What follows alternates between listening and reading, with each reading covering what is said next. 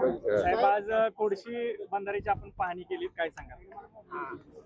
ते कोळशी बंधारा खरं म्हणजे बऱ्याच दिवस त्याचा प्रलंबित होता. 2012 सालाची मंजुरी आहे, अद्याप ते काम पूर्ण होत नाही आणि त्यामुळे हे तातडीनं काम पूर्ण झालं पाहिजे. हे या भागातील सन्मान्य आमदार अतुल बाबा असतील, आता आमचे धैर्यशील असतील, आमचे घोरपडे साहेब असतील, सातत्यानं आग्रह करत होते. म्हणून मी मुद्दाम आज वेळ म्हटलं की आपण पाहायला जाऊ.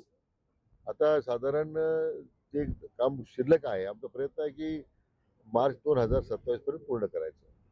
त्यामुळे लोकांची बऱ्याच वर्षाची मागणी पूर्ण होईल.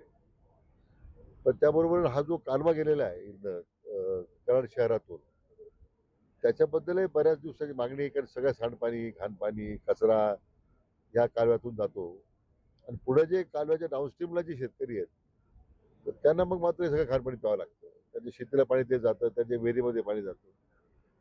म्हणून तो या कॅनॉलला बंदिस्त करावा अशी त्याची मागणी आहे सगळ्यांची. तर तो कॅनॉल बंदिस्त करण्याचा आपण निर्णय केला आता. मला वाटतं संपूर्ण 6.5 किलोमीटर आम्ही त्याचं लवकर टेंडर काढतोय आणि कामाला सुरुवात करू. टेंबूचा तुम्ही पाणी करणार आहात, किती कोटीची मंजुरी देण्यात आलेली आहे सुधारित? नाही, टेंबूच्या बाबतीमध्ये आता ती आपण किती आपण तशी किती रक्कम धरतो? 8,000 कोटी. 8,000 कोटीचा सुधारित प्रस्ताव म्हणजे टोटल रकमेचा प्रमाण द्यावा लागते ना, तो आपण दिलेली आहे. पण यावर्षी आमचा प्रयत्न आहे तो काम पूर्ण करायचा. दक्षिण मानवरचे सर्व प्रकल्प टेंबूकडे वर्गीकरणाच्या हालचाली सुरू आहेत. हा? दक्षिण मानचे नदीवरचे जे प्रकल्प आहेत सगळे, मासुली असेल किंवा उंडाळे असेल, तर इकडचे प्रकल्प सगळे टेंबूकडे वर्गीकरण संदर्भातलं काय? असं काही प्रस्ताव आमच्या समोर नाहीये. साहेब पहिले जलसंपदा मंत्री तुम्ही आहात की तुम्ही कोळशीला धरणाला प्रत्यक्ष पाणी केले गेली 40 वर्ष झालं रखडलेलं आहे. आता तो साधारणतः काय मार्च 2027 पर्यंत हा बंधारा कुठल्याच परिस्थितीत पूर्ण होईल.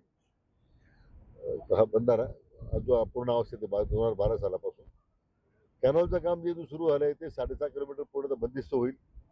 दोन्ही काम पूर्ण करू आपण. साहेब, मराठा समाजाच्या उपसमितीचे तुम्ही अध्यक्ष आहात. अण्णासाहेब पाटील महामंडळाचं व्याज परतावा गेली 8 महिने झाले मिळालेलं नाही. नवीन LOI निघत नाहीत. आंदोलन, लोकांची तक्रार आहे की आंदोलन केलं की तेवढ्या घोषणा केल्या जातात आणि परत मराठा समाजाकडे बघितलं जात नाही. असं आहे की अण्णासाहेब पाटील महामंडळाचा प्रश्न हा आंदोलनाच्या वेळी समोर आला होता. बहुतांशी बाकीच्या मागण्यात आम्ही तर मान्य केलंच आहे, GR काढले. अण्णासाहेब महामंडळाचं हे मान्य करतो की देयक देण्यामध्ये विलंब होत चाललाय, व्याज परतावा देण्यामध्ये विलंब होतोय. अनेक बँकांकडून त्या लाभार्थ्यांवर कारवाई सुरू झाल्या आहेत. जवळजवळ मोठ्या प्रमाणात दायित्व आहे.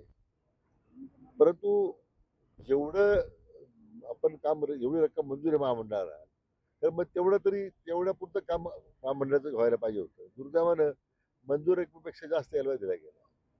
तरी आता माननीय मुख्यमंत्री महोदयांनी स्वतः लक्ष घातलेलं आहे. तो मागचा सगळा परतावा जो आहे व्याजाचा तो आम्ही लगेच द्यायची व्यवस्था करतो. ठाकरेंनी आज मुंबईत जल्लोष सभेचं आयोजन केलं होतं आणि जल्लोष सभा काढलेली. आता मला वाटतं राज ठाकरे तिथं म्हणले की झिंजीनं कशा सरकारच्या झिंजा उपडल्या काय सांगा? असं ज्यांचं अस्तित्व आता संपलेलं आहे, ही ती लढाई त्यासाठी आहे त्यांची, दोन्ही ठाकरे बंधू. त्याच्यापेक्षा काय वेगळं आहे? जनतेने त्याला महाराष्ट्रात नाकारलं, मुंबईत नाकारलं. मला वाटतं त्यांच्या झिंजा लोकांनी उपडलेल्या पूर्वी त्यांनी काय आमच्या झिंजे, त्यांनी त्याच्या तोंडी भाजी सोबत नाही.